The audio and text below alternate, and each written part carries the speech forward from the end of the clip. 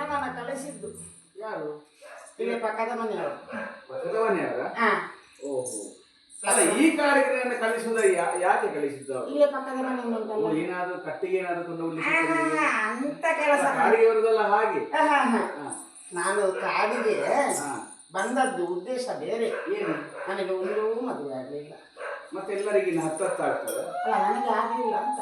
ಆಗ್ಲಿಲ್ಲ. ಹಾಗೆ ನಾಡನ್ನು ಬಿಟ್ಟೆ ಕಾಡನ್ನು ಸೇರಿಕೊಂಡೆ. ಮದುವೆ ಆಗಬೇಕಿದ್ರೆ ನಾಡಲ್ಲೇ ಹುಡುಕಬೇಕು, ಕಾಡಿಗೆ ಯಾಕೆ ಬಂದೆ? ಒಪ್ಪುವಂತವರ ಸಿಗದ ಕಾರಣಕ್ಕಾಗಿ ಕಾಡನ್ನು ಸೇರಿಕೊಳ್ಳಬೇಕಾಗಿ ವರ್ತಮಾನ ಕೇಳಿದ್ದೇನೆ.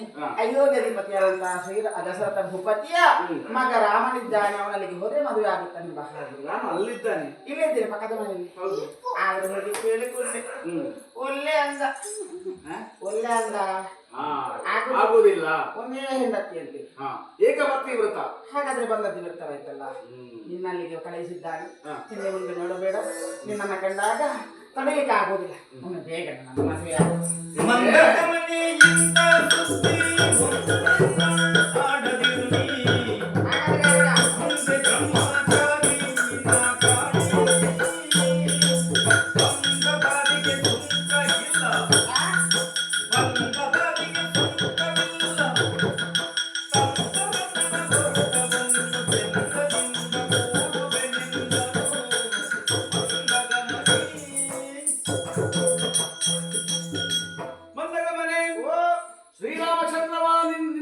ಕಳುಹಿಸಿದ್ದಾನೆ.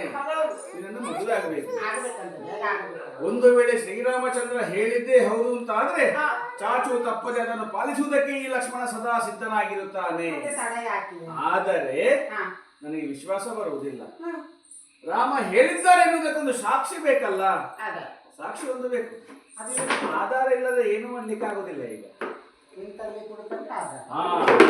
ನೀನು ಮತ್ತೊಮ್ಮೆ ರಾಮನಲ್ಲಿಗೆ ಹೋಗಿ ಒಂದು ಸಾಕ್ಷಿಯನ್ನು ತಗೊಂಡು ಬರಬೇಕು.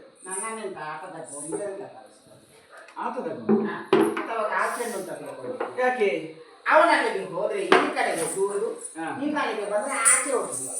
ಈಗ ರಾಮ ಹೇಳಿದ್ದಾನೆ ಎನ್ನುವುದಕ್ಕೊಂದು ಸಾಕ್ಷಿ ಬೇಕಲ್ಲ. ಅಷ್ಟಲ್ವಾ? ಈಗ ಹೇಳ್ಕೊಂಡು ಬರ್ತೇನೆ.